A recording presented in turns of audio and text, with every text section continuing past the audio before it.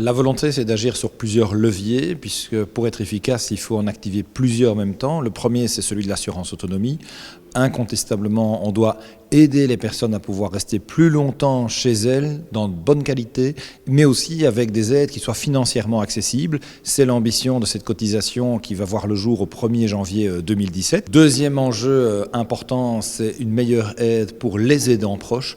Et je dis bien les et pas l'aidant proche, parce qu'il ne faut pas qu'une seule personne incarne ce sacrifice de se mettre au service d'autres, mais il faut vraiment mieux soutenir toutes celles et ceux qui, dans l'entourage d'une personne en perte d'autonomie, se mobilisent pour l'aider et l'accompagner. C'est aussi améliorer et renforcer les centres de coordination des aides et des soins à domicile pour que la liberté de choix soit garantie et que l'on puisse mettre en réseau l'ensemble des prestataires de soins. Le médecin généraliste va rester évidemment au cœur du dispositif, mais les kinés, les ergos, les pharmaciens, tous doivent pouvoir être mis en réseau parce qu'aujourd'hui, c'est par une approche intégrée que l'on pourra veiller à apporter le meilleur suivi et l'accompagnement nécessaire.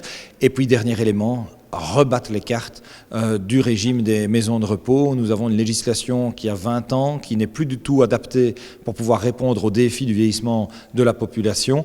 Et donc, il va falloir, sans tabou idéologique, accepter de revoir le cadre d'intervention de la Wallonie, dès lors qu'on constate qu'il y a d'un côté un secteur public complètement asséché, les CPS, les communes, la région elle-même n'ont plus de financement, et de l'autre côté, les besoins n'ont jamais été aussi grands pour créer des places en maison de repos, en centre de jour, en résidence-service.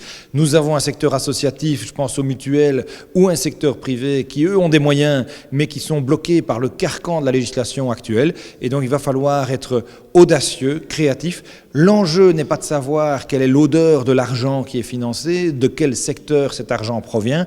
L'enjeu, c'est de répondre à 3 balises clés: l'accessibilité financière des places en maison de repos, la qualité dans l'encadrement et donc les normes notamment quant au personnel.